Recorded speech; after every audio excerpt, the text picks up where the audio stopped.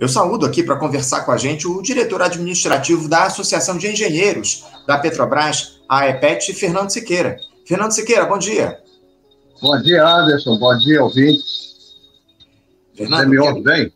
Ouço bem demais, Fernando. Quero agradecer muito a tua participação com a gente aqui, mais uma vez, no nosso Faixa Livre e, principalmente, desejar a você um ótimo ano novo, um grande 2024 para você, para sua família, que a gente possa avançar nas lutas, né, Fernando? Eu acho que, acima de tudo, isso é o mais importante, né?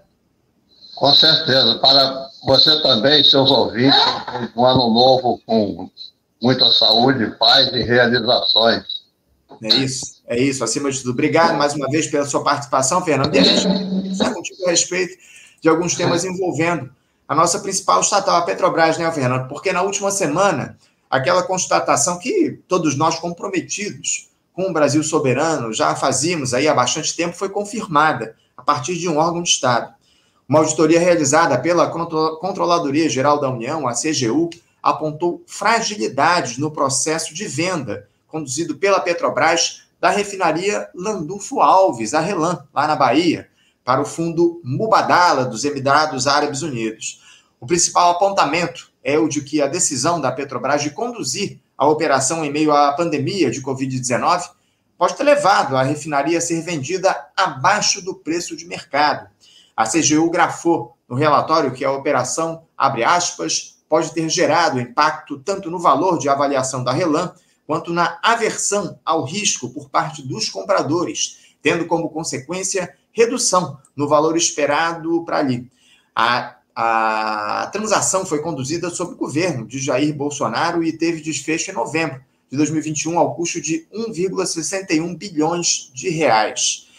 A negociação se deu no contexto de um termo de compromisso de cessação da prática cessação de prática entre a petrolífera e o Conselho Administrativo de Defesa Econômica, o CAD, por meio do qual a Petrobras reduziria a sua atuação no setor.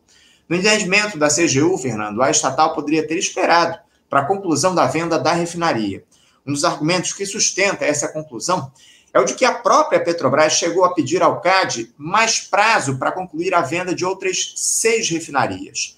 O termo de compromisso de operação, o TCC, foi assinado em junho de 2019, 5 meses depois de o CAD abrir um inquérito administrativo para investigar um suposto abuso da companhia brasileira em sua posição dominante no refino de petróleo aqui no Brasil.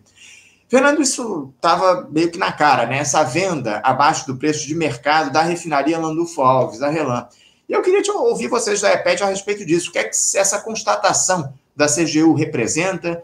Se o governo Lula vai conseguir desfazer essa venda da RLAM? Como é que vocês observam esse relatório do CGU, Fernando? Olha, Anderson, a gente já denunciava isso porque o preço foi menos da metade do preço avaliado por empresas especializadas. Além disso, tem um agravante sério que é o mercado, que a Petrobras tinha na Bahia, é quase um monopólio, é um monopólio, né? Então, aquele mercado cativo vale, sei lá, 10 vezes o preço que ela foi comprada. Então, essa venda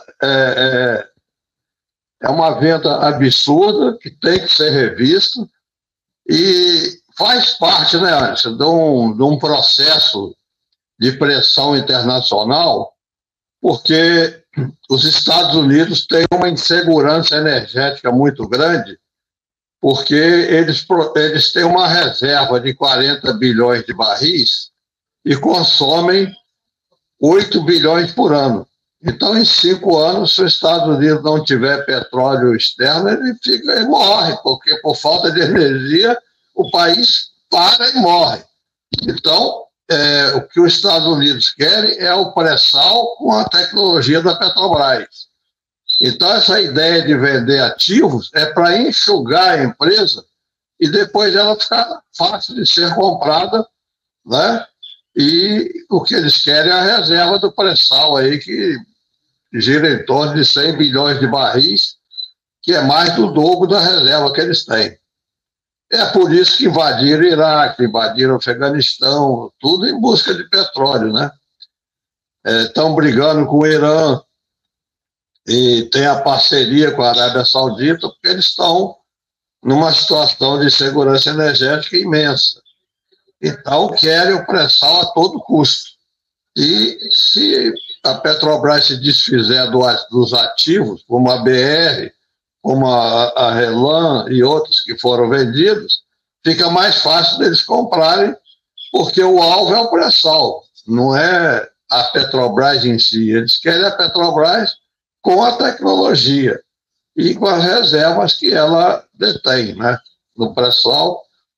E também possível aí na área norte, aí, que está com controvérsia, tem a área de Sergipe, que tem perspectivas. O próprio pré-sal, segundo Guilherme Estrela, avançando mais no sentido de águas profundas, tem mais uma quantidade grande a ser descoberta. Então, a pressão externa sobre o governo para vender os ativos e deixar a Petrobras enxutinha para eles comprarem, que resulta nisso aí. Então, o Pedro Parente, por exemplo, deu um prejuízo da ordem de 100 bilhões de reais vendendo ativos subavaliados, né? Venderam o campo de Carcará, venderam o campo de Lapa,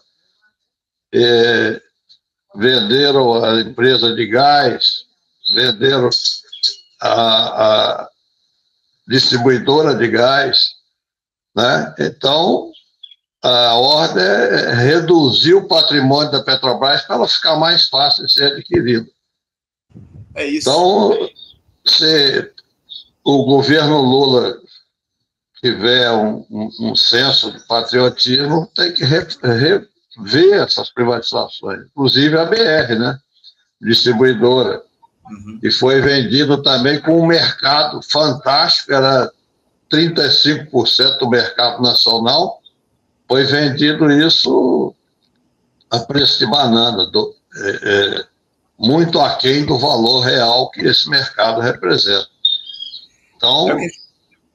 É o que a gente tem observado ao longo dos últimos tempos, né, Fernando? Essa tentativa de desmonte da Petrobras, entrega da empresa com os ativos sendo subavaliados, vendidos aí muito abaixo do preço de mercado. É o que está colocado nesse momento e eu tenho lá minhas dúvidas se o governo Lula vai atuar justamente nesse sentido. E eu queria falar a respeito disso, porque a Relan hoje, Fernando, para quem não sabe, ela se chama Acelen, né, que é a empresa aí que é controlada por esse fundo árabe lá, o Mubadala, de posse do sheik dos Emirados Árabes, o senhor Mansur bin Zayed Al Nahyan.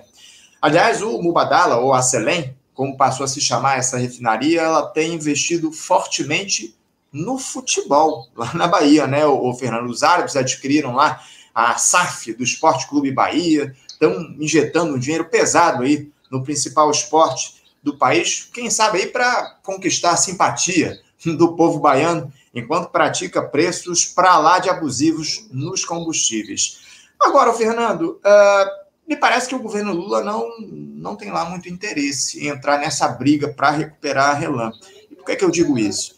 No ano passado, o presidente da República ele esteve lá nos Emirados Árabes, juntamente com o governador da Bahia, o Jerônimo Rodrigues, que é do Partido dos Trabalhadores, para fechar uma parceria com a própria Acelen, que anunciou investimentos da ordem de 12 bilhões de reais na área de biocombustíveis aqui no nosso país, além de estreitar a parceria com a Petrobras. Sendo bem sincero, Fernando, qual é o interesse do governo Lula em questionar essa venda da Relan abaixo do preço de mercado para o fundo árabe? Os árabes tendem a avançar ainda mais sobre a nossa principal estatal, na tua avaliação? Sim, com certeza. Quer dizer, essa pressão externa que eu mencionei dos Estados Unidos ajuda a esse pessoal a comprar os ativos da Petrobras para enxugar a empresa, né? Para ela ficar fácil de ser tomada, fácil de ser privatizada. Você vê que hoje a empresa tem 63% das suas ações em mãos estrangeiras. O governo detém 26%, 27% do capital social da Petrobras, embora tenha 51% do capital votante, mas 63% já está em mãos de acionistas privados, sendo 44% na Bolsa de Nova York, né? Jorge Soros e fundos abutres. Então, isso faz parte dessa pressão externa. E o Lula, querendo que esse fundo venha investir mais no Brasil, fica contemporizando, né? Por trás disso tudo, tem uma importância estratégica fundamental, que é a privatização da Petrobras e a entrega das nossas reservas de petróleo, né? É isso, é o que está colocado, né? A entrega das reservas de petróleo aqui do nosso país a partir da atuação das diferentes gestões. Lamentavelmente, é o que está colocado, é o que a gente tem observado ao longo dos últimos tempos. Um processo que avançou muito ao longo da gestão Bolsonaro. Agora, o Fernando, eu queria mudar um pouquinho de assunto, porque eu também queria te ouvir a respeito de um artigo que você escreveu aí para o site da EPET, né, onde você traz aí algumas sugestões para o grupo de trabalho da Petros, né, o GT lá da Petros. Que tipo de sugestões você faz aí a fim de que se consiga, acima de tudo, recuperar os prejuízos causados no fundo de pensão aí dos trabalhadores da Petrobras nos últimos anos? Fala um pouquinho a respeito desse artigo que você publicou. Tem um pouco a ver com o que a gente está falando, né? Para privatizar a Petrobras, seriam empresas americanas que comprariam a Petrobras, não o governo. O governo tem a parceria lá com as empresas privadas, porque houve problema no passado e o governo, então, criou essa parceria denunciada por aquele livro, Confissões do Assassino Econômico, né? Então, eles querem tirar o fundo de pensão das mãos do compromisso da Petrobras, né? Então, por exemplo, fizeram um grupo de trabalho agora que está enrolando. Eu mostro que a Petrobras e o governo devem ao fundo de pensão cerca de 42 bilhões. E um exemplo, né? Na década de 90, a Petrobras fez um sopão e, nesse sopão, ela propiciou a aposentadoria de pessoal com 30 anos de serviço. Como o cálculo atuarial do fundo de pensão exige um mínimo de 32 anos de serviço, esse sopão fez com que a Petro tivesse prejuízos que passou a pagar antecipadamente, por 2 anos, o benefício desse pessoal. E a Petrobras recuperou esse dinheiro em 2 anos, passou a ter lucro, porque passou a deixar de pagar o salário desse pessoal. Ou seja, em um português educado, a Petrobras se locupletou às custas dos participantes do fundo de pensão. Em português mais claro, a Petrobras está roubando dos participantes um valor hoje estimado em 15 bilhões, que é o prejuízo que ela causou atualizado para hoje, né? Agora, mais grave do que isso, Anderson, para corroborar o que eu falo, porque durante 20 anos eu participei, 16 anos que eu fui conselheiro, eu participei do congresso da ABRAP, Associação Brasileira de Participantes de Fundo de Pensão. E esse congresso é patrocinado pelos banqueiros, pelos bancos. Em todos eles, era uma batida sempre no plano de benefício definido. Por quê? Porque os bancos, os fundos hoje têm 1 trilhão em movimento financeiro que não está sob o controle dos bancos. Então, eu sempre perguntava no Congresso, fazia 2 perguntas que nunca eram respondidas. Eu perguntava, vocês falam no rombo do fundo de pensão que o governo paga, mas, na verdade, existe, quando foi criado essa questão, foi criado o PIS/COFINS para gerar verba para pagar o déficit do fundo de pensão, da Previdência, aliás. Só que o governo usa essa verba para outros fins e deixa o pessoal do Previdência pagar os déficits causados. Então, por que não se corrige e o governo passa a dar a verba do PIS/COFINS para sustentar a Previdência? Essa pergunta nem era feita. E a segunda era a seguinte: por que vocês falam no déficit da Previdência e não falem no rombo que o governo paga por ano metade do seu orçamento da dívida imobiliária, que já foi paga 5 vezes? Essa pergunta também nem era lida. Até que um dia teve uma palestra do Paulo Henrique Amorim e Luiz Nassif, eu fiz essas duas perguntas. E os dois levaram 1h30 me respondendo. Pela primeira vez em 16 anos eu tive a resposta de pessoas sérias, né? Não era de banqueiro. Então, agora foi editada a resolução do CGPC, Conselho Geral de Previdência Complementar. A resolução 59, Anderson, é um absurdo. Ela permite à empresa retirar o patrocínio do fundo de pensão e criar um fundo instituído aonde ela quiser. E aonde vai ser? Nos bancos, no Santander, no Itaú. Então, é uma transferência compulsória dos recursos dos participantes dos fundos de pensão sem fim lucrativo para os bancos. Ou seja, os bancos conseguiram o que eles queriam. O dinheiro do fundo de pensão vai para eles. Então, as entidades têm que entrar com uma ação na justiça contra essa resolução, porque é a vitória dos bancos sobre a previdência privada. Então, isso também... Então, nós temos dois inimigos. Um, os Estados Unidos, que querem tirar a Petro dos encargos da Petrobras para comprar a Petrobras enxuta com pré-sal.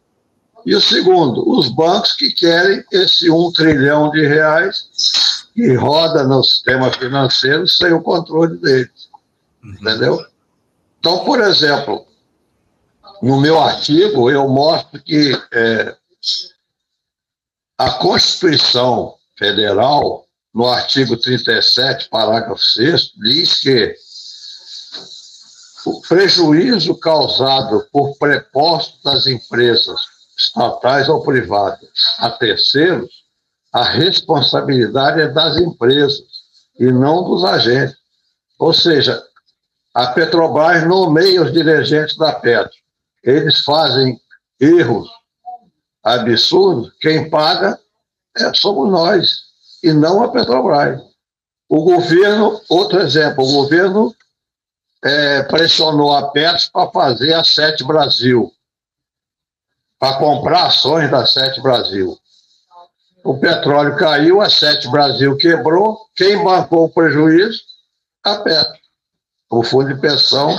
Agora, do nosso lado, tem os bancos que foram os maiores acionistas da Sete Brasil e vão acionar a Petrobras pedindo aí cerca de 40 bilhões de indenização. Se a Petro pedisse, não ia conseguir nada. Mas os bancos pedindo, certamente a Petrobras vai ter que arcar com um prejuízo de 40 bilhões. Então,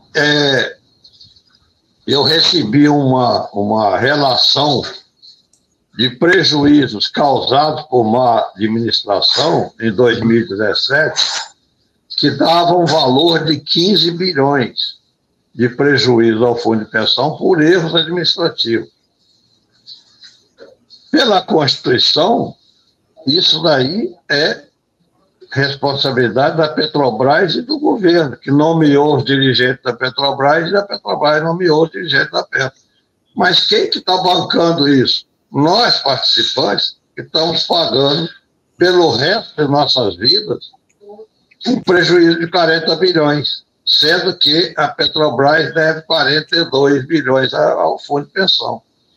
Aí eu digo, por exemplo, uma ação da 18ª Vara, impetrada em 2001, e que representa hoje cerca de 15 bilhões, foi esse prejuízo dado a Petros pelo... O nosso advogado, na época, um dos mais sérios e honestos que eu conheci, infelizmente morreu, ele falou as verdades para o juiz. O juiz, então, jurou de morte essa ação, e hoje esse juiz é desembargador. Então, essa ação está desde 2001 e não foi dada nem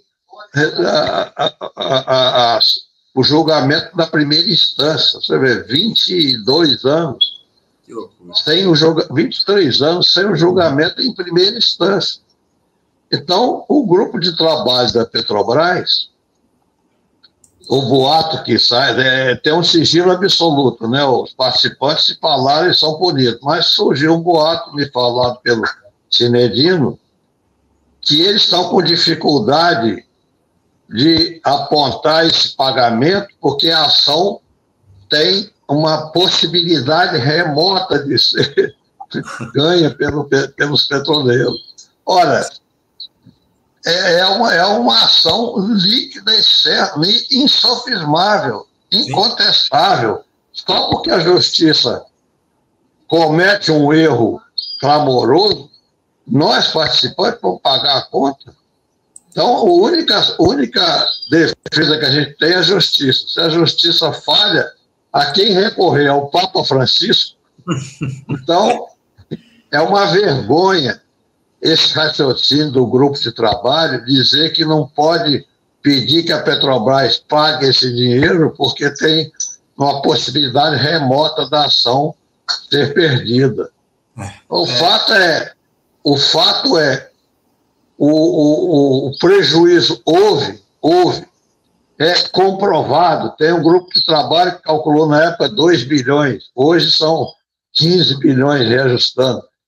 É um prejuízo devido? Tem justificativa a Petrobras se locupletar as custas dos participantes? Não. Ou seja, a Petrobras está roubando os participantes. Tem justificativa moral isso? Não. Então o grupo de trabalho tem que dizer. Aí alegam o seguinte, que o TCU, a SEST, não vão concordar que a Petrobras pague esse valor porque a possibilidade é remota de perder. Aí eu lembro o seguinte, o Pedro Parente pagou aos Estados Unidos, ao acionista americano, 13 bilhões por uma ação devido ao prejuízo causado pelo Petrolão. Ora, o prejuízo contabilizado pelo Petrolão foi 8 bilhões de reais, dos quais 6 bilhões e meio foram recuperados. Então, o prejuízo total do Petrolão foi 1,5 bilhão. Como esses acionistas têm 40% das ações, 1,5 bilhão, o prejuízo dele foi 600 milhões de reais. E eles receberam 13 bilhões, antes da ação ser julgada, ter transitado em julgado. E o que fez o TCU? O que fez a SESC? Nada. Pedro Parente pagou, deve ter levado alguma vantagem nisso aí, e os órgãos controladores da Petrobras não fizeram nada. Por que agora os pobres participantes que estão sendo garfados em seu patrimônio não podem ter justiça, entendeu? Então, o grupo de trabalho, para mim, está indo por um caminho muito estranho, muito indefensável, vamos dizer assim. É um escândalo o que acontece com a Petros no nosso país, Fernando. A gente tem acompanhado aqui o diálogo dos participantes do Grupo Petros, justamente no sentido de tentar estabelecer ou recuperar os prejuízos que foram colocados ao longo dos últimos anos. Você traz aqui informações importantíssimas a respeito desse tema e desse escândalo que há em relação aos servidores aí da Petrobras, que são os principais prejudicados a partir desse rombo no Plano Petros. Fernando, eu estou com meu tempo mais do que esgotado aqui, quero agradecer a tua participação com a gente no nosso programa, trazendo informações para lá de fundamentais no que diz respeito à questão da Petros, enfim, analisando essa situação da RELAM, e a gente espera manter esse diálogo contigo ao longo do ano de 2024. Muito importante a gente estabelecer essa discussão com vocês da EPEST, tá bom, Fernando? Obrigado pela tua participação mais uma vez, te desejando novamente um feliz ano novo. Eu que agradeço a participação, estou sempre à sua disposição e é um prazer participar com vocês. Feliz ano novo para todos.